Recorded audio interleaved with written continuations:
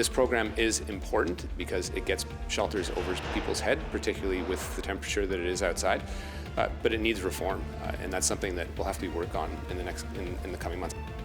Okay, one of the top stories that we are following this hour, Immigration Minister Marc Miller speaking there about the government's current housing program. Miller is announcing $362 million in funding to help cities and provinces with refugee housing. $100 million of the new money will be dedicated to Quebec. This comes after Premier François Legault sent an open letter, that is, to the Prime Minister calling for funding and help to slow the flow of asylum seekers. More details of how the money will be allocated will be released in the coming days, according to the minister. All right, we're going to get more on this right now, and for that, I am joined by Judith James in studio. She's a pastor at Revivaltime Tabernacle. She's also the founder of the beautiful foundation, which has played a significant role in helping relocate many refugees from church-based settings. Thanks for coming in on short notice. And you know, I have visited the church. I have seen the basement and what it looks like. You're doing a lot to help these asylum seekers. How significant is this injection of funding, and do you think it will be enough? Yeah, so again, thank you so much for addressing this issue. It is a significant amount, and we're grateful for it, but I don't think it's enough. You know, when we had them for 2 months, it cost the foundation $300,000, $313,000 for 2 months. When you look at the Willowdale Welcome Center in North York, you know, that building cost $122 million, right? We had 96,000 refugees come in January of 2023 to September. And it costs about $140 to take care and to give dignity to one refugee.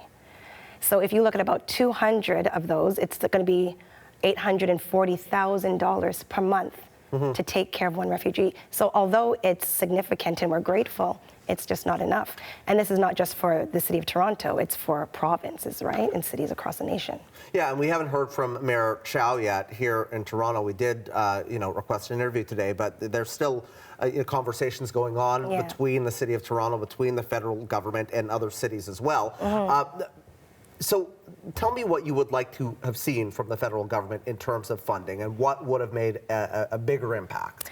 I think answering the crisis a bit sooner. Right. You know, it took the churches so long to receive compensation, which just scratched the surface of what we really needed. You know, I mean, winter is here. You know, things should have been in place as the summer was here to know that winter is coming and what we could have done.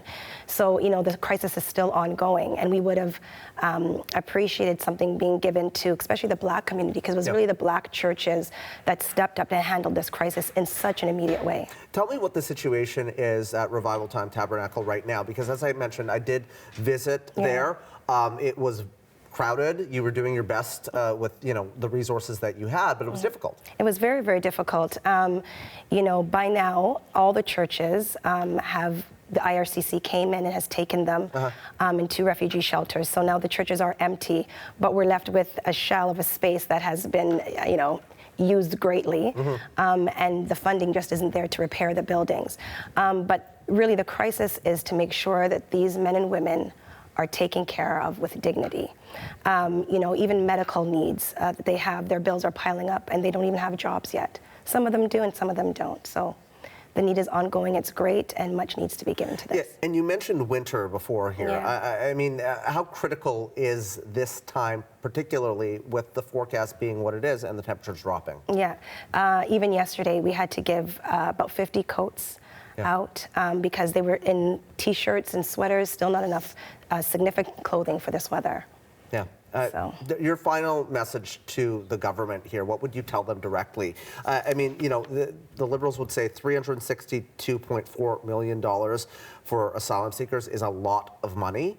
We'll see what, you know, Quebec has to say about this. We'll see what the mayors have to say about this. But what would your message be to the Prime Minister, to the Liberals right now about this situation that you've been dealing with? Yeah, so I would first say thank you. You know, as a pastor, I want to make sure that I'm being gracious, but also that we need to gather really sharp minds to really focus on this issue, to look at the needs, to reassess what's been going on, because unless we do that, if we don't do that, this crisis is going to continue.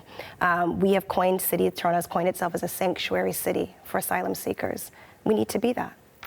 Final question. I got time for one more here. Yeah. We likely will hear from the mayor once we find out what the allocation is for Toronto, what allocations are for other cities. What are you hoping to hear from mayors, particularly Mayor Olivia Chow here in Toronto? Yeah, that a significant amount would be given to Toronto, that they would put more plans into place to make sure that the churches are reimbursed, the mosques are reimbursed for the work that they have done. Okay. Appreciate your time coming to Appreciate studio yours. tonight. Thank you.